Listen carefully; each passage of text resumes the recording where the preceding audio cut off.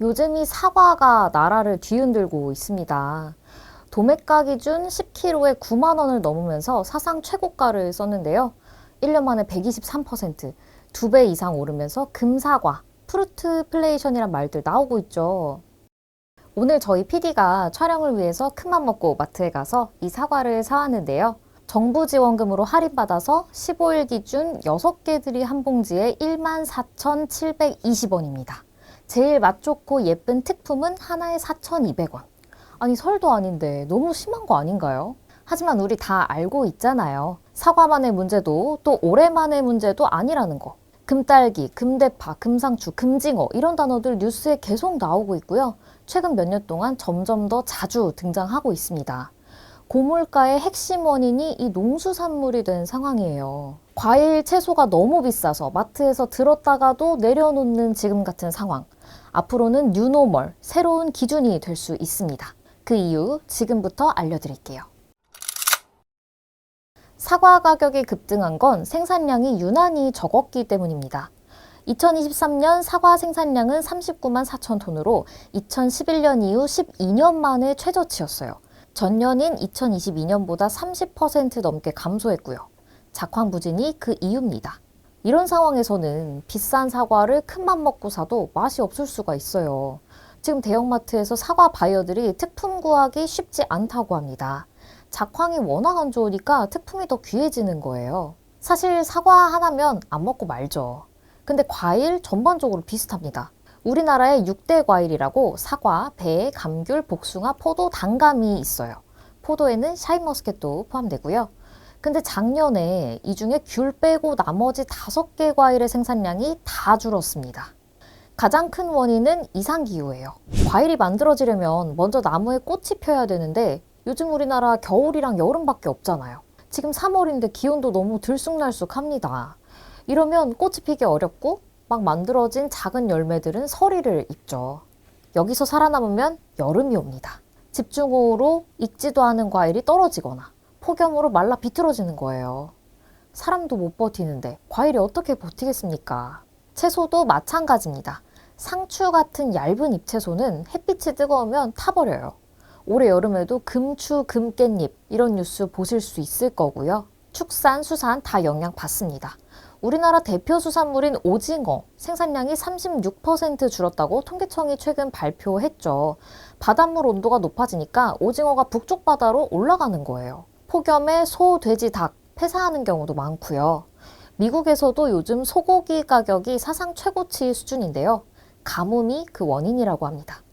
먹일 풀이 없으니까 소를 덜 키우는 거예요. 이상기후의 문제는 앞으로 악화될 일만 남았다는 겁니다.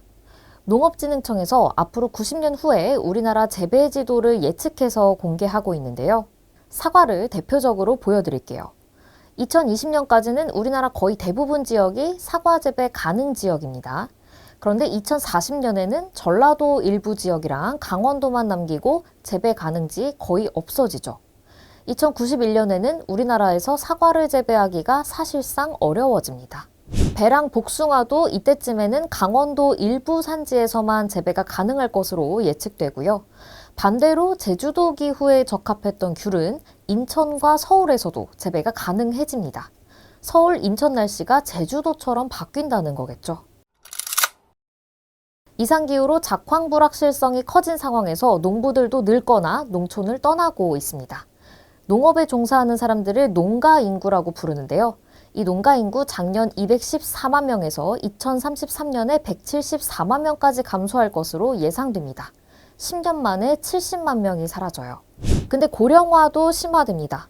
농가 인구 중 65세 이상 고령층 비율이 지난해 49.8%인데요. 2028년에는 절반을 넘을 전망입니다. 농부가 줄어드는데 그나마 남는 분들도 고령층이면 재배 면적도 줄어들 가능성이 크죠. 스마트팜이나 드론 같은 신기술을 도입하기도 상대적으로 어려울 거고요. 농어촌 고령화 하루 이틀 일은 아니에요. 제가 딱 3년 전에 굴 가격이 18년 만에 제일 높다는 기사를 썼습니다.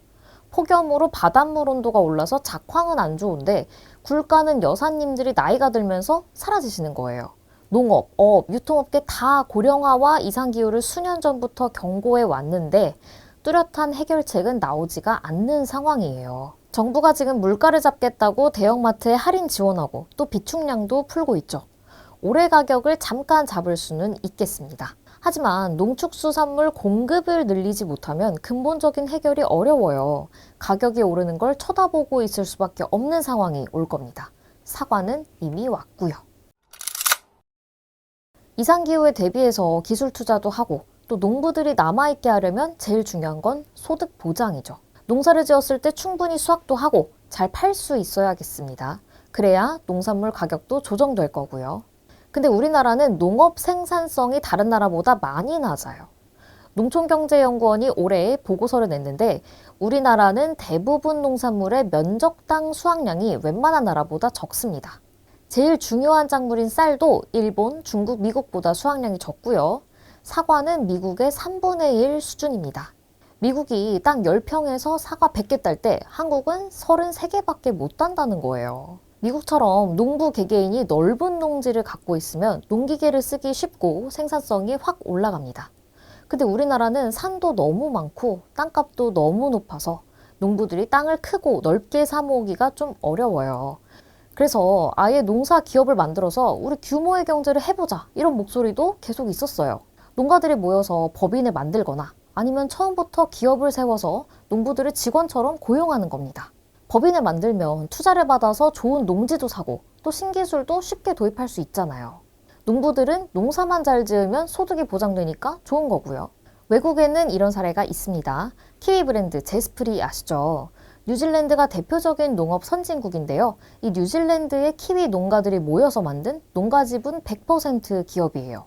전 세계 50여 국가에 키위를 팔아서 연매출 3조 3천억 원이나 됩니다. 키위가 겨울에 재배가 안 되니까 지구 반대편 나라들에서 날씨가 비슷한 지역들의 농가와 계약해서 생산량을 대폭 늘린 거예요.